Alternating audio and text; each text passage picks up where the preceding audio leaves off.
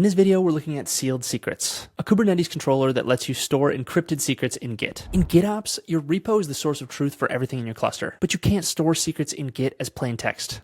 That's the problem that sealed secrets solves. It was one of the first Kubernetes-native ways to do it. So out of the box, Kubernetes gives you this native object called a secret. A secret is just a way to store sensitive values inside the cluster. Secrets integrate cleanly with pods. You can inject them as environment variables or mount them as files. From the application's point of view, this works fine. The app just reads a value at runtime. The problem is what Kubernetes doesn't solve. In a GitOps workflow, you'd want your secrets defined in Git alongside everything else. But Kubernetes secrets are just base 64 encoded. That's not encryption, it's encoding.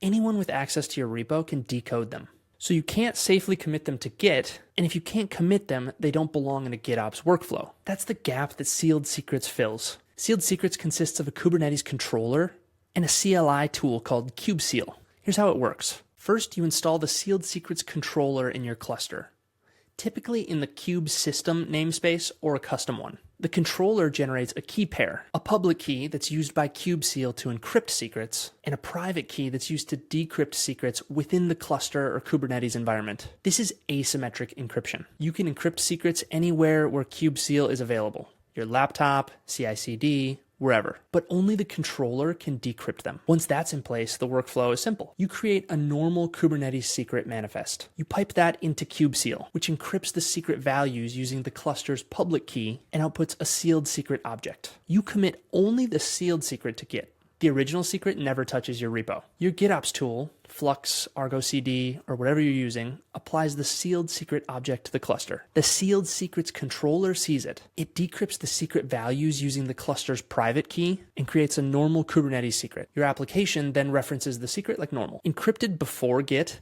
decrypted inside the cluster, Git-safe Kubernetes secrets. Let's walk through this in action. Nothing crazy, just enough to see this workflow end to end. Now I've got a simple Flask app that reads a DB password environment variable. We've deployed it into a Minikube cluster where a Kubernetes secret gets mounted as environment variables into the pod. The app picks it up and displays it. Obviously, you'd never render a password on a web page in production. This is just so we can visually confirm that sealed secrets successfully decrypted and injected the value into our container. First, we install the sealed secrets controller. There are a couple ways to do this. We're going to use Helm. Copy this, and then we'll install it in the kube system namespace. Now you should see it successfully install. I already had it installed. And we can check and see that it's running with kubectl get pods in the namespace kube system. And we can see that our sealed secrets controller is running. Next, the kubeseal CLI. We're going to use Homebrew. Now I already had it installed, so it shows installed up to date. Now we can also confirm that we can talk to the controller and fetch its public key. We can use kubeseal fetch cert. Now if your controller is in a different namespace than the kube system namespace, you'd use flags like controller namespace, but the defaults work fine here. First, we'll define a standard Kubernetes secret. This is the raw material we want to protect. Notice the data field, while it's base 64 encoded, is effectively plain text. Now we can pipe that raw secret directly into kubeseal. It communicates with the controller in our cluster to encrypt the data. And there it is, a sealed secret. It looks like a standard Kubernetes secret object, but the kind is sealed secret, and the values have been encrypted. Now this is fully safe to commit to Git, as again, it can only be decrypted by the private key living in the cluster. I can actually delete the secret manifest. Keeping that around would defeat the whole point. Now we apply the sealed secret. In a real GitOps setup, you commit this to Git and let Flux or Argo CD apply it automatically. We're doing it manually here just to show the mechanics. And the controller turns it back into a normal Kubernetes secret. There's our base 64 encoded DB password. Let's go ahead and decode that. And there's our plain text DB password. Go ahead and restart the deployment so the pod picks up the new secret. And we refresh. And there it is. Your app reads it just like any other secret. The key is where encryption happens. Encrypted before Git,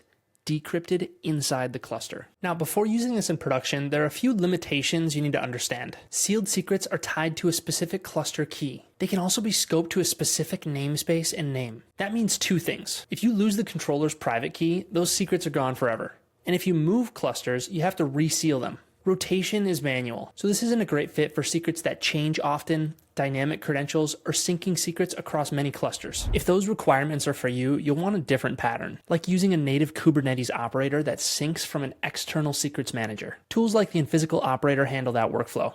We'll link it in the description. So when is sealed secrets a good fit? It works best for GitOps first teams running small to medium clusters needing primarily static secrets. If your workflows are simple and you want zero external dependencies, sealed secrets fits nicely. It does one job and it does it predictably. As mentioned earlier, it's not the right tool for setups with high rotation requirements, centralized secrets management, multi-cluster environments, or dynamic credentials. Once you need those things, you're past what sealed secrets was designed to solve. That's where other patterns and other tools start to make sense. Secrets CSI drivers, agent injection, and operators that sync from external platforms like in physical. Sealed secrets solves a very specific problem, keeping secrets out of Git while staying declarative. It does that cleanly and it does that predictably. For teams early in Kubernetes or GitOps, this is a great place to start. In future videos, we'll look at other Kubernetes secrets patterns and the trade-offs between different approaches. Because once requirements grow, how you manage secrets starts to matter a lot. Thanks for watching. I'll drop links to all relevant documentation in the description, and we'll see you in the next one.